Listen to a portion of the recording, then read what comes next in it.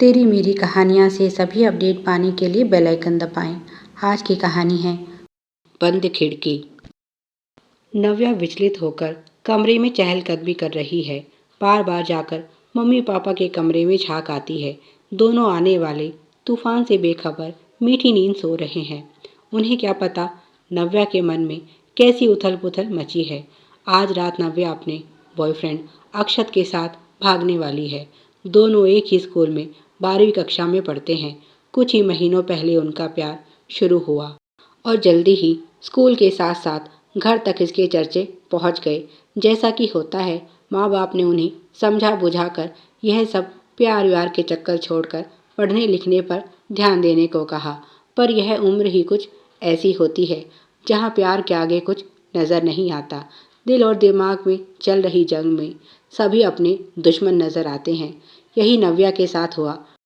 वह भी माता पिता को अपने प्यार का दुश्मन समझने की भूल कर बैठी और फिर फिल्मी अंदाज में भागकर शादी करने का आइडिया उनके दोस्तों ने सुझा दिया।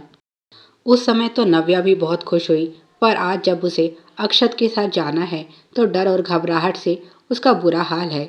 सोचा तो यही था कि मंदिर जाकर शादी कर लेंगे और फिर लौटकर माता पिता से माफ़ी मांग लेंगे। पर उस समय यह बात जितनी सहज लग रही थी अब उतनी ही कठिन हो गई है।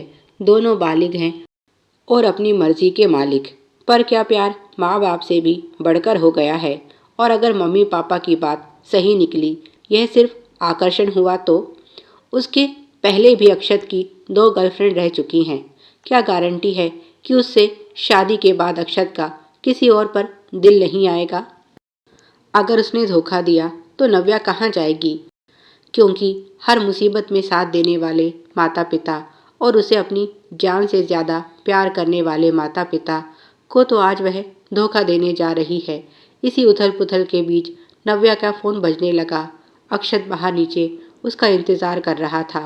उसने खिड़की से झांक कर देखा, साथ में उसका जिगरी दोस्त भी था। उनके लिए तो यह सब रोमांच से भरपूर था। इस बीच उसके कानों में अपनी सहेली की बातें गूंज रही थी। उसने कहा था, नव्या, अगर तुम्हारा प्यार सच्चा है तो तुम्हारा इंतज़ार करेगा। इस तरह मुंह छुपाकर रात के अंधेरे में घर से भागकर शादी करके तुम्हें क्या मिलेगा? सोचो, तुम्हारे मम्मी पापा की कितनी बदनामी होगी। तुम उनकी इकलौती संतान हो। आज तक तुम्हारी खुशी के लिए उन्होंने क्या क्या नहीं किया। मुझे यकीन है समय आने पर वह तुम्हारी और अक्षत की शादी ज़रूर करवाएंगे। पर अभी तुम्हारी उम्र ही कितनी है? पहले ज़िंदगी में कुछ मुकाम हासिल करो, फिर यह सब सोचना। फिर तुम्हारे मम्मी पापा ने इनकार भी कहाँ किया है जो तुम यह सब करने की सोच रही हो।